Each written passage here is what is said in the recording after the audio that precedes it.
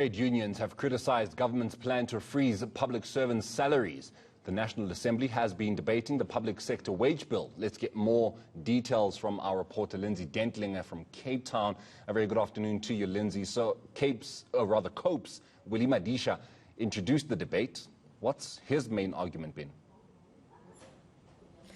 Well, Marina, let's just start with the SABC, seeing as that's what you've just been talking about now. And that issue also didn't evade this afternoon's debate, with concerns again being raised that it's lower structure workers at the SABC who could face the chop when their executive earn so much money. And the same goes for the public service. Firstly, Willie Madisha really unhappy that government regularly reneges on its 3-year wage deal that it enters with public servants, saying either they delay the start of the implementation or, as is the case this year, the finance minister quite openly announcing during the medium-term budget policy statement that government won't be acceding to that final year of that agreement. And Willie Madisha, the former trade unionist himself, wanting Parliament to speak out on this, and that it's totally unacceptable, he says, for government to do this. And again, the fear that the across-the-board wage freeze, who that really is going to impact,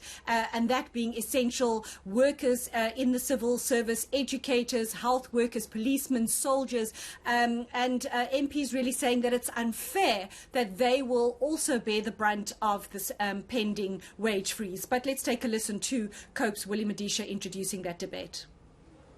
What government does is to go into agreement, 3-year agreement, instead of implementing, they don't. For instance, again, they will go at least a year before the implementation and talk for the whole year. But then when the actual implementation has got to be done, the opposite is the case.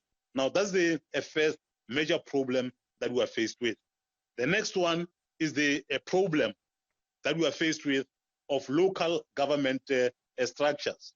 Out of hundreds in the country, hundreds of municipalities, less than 10 got a clean audit. Now, what are the problems that we are faced with? COGTA, we want to say, has not done its work and is continuing not to do its work, because in all instances, what we are faced with is that many municipalities, many local government structures don't know what they are supposed to do. Hence, we are saying that even for those people to get lots and lots of money, this is not supposed to be the case. Lindsay, have other parties responded? If so, how? Well, firstly, the main opposition, the DA, saying that government's wage bill headache is really of its own making. Of its view, is that this is the result of years of cadre deployment and employing too many managers and directors when it should be focusing on more essential service workers. The EFF, for their part, also really concerned, saying it's really unfair that people like teachers and policemen and women live from paycheck to paycheck, and that this salary freeze will really throw them into a deeper situation of poverty.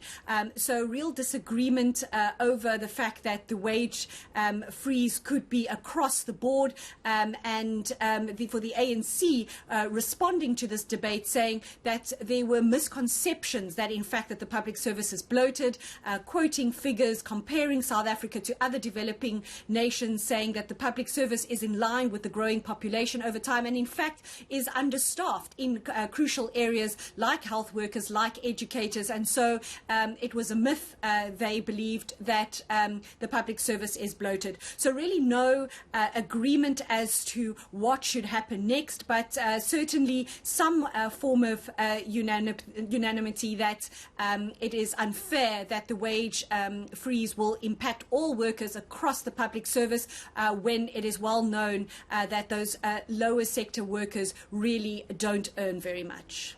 Lindsay, thank you very much. That's our reporter in Cape Town, Lindsay Dentlinger, who's been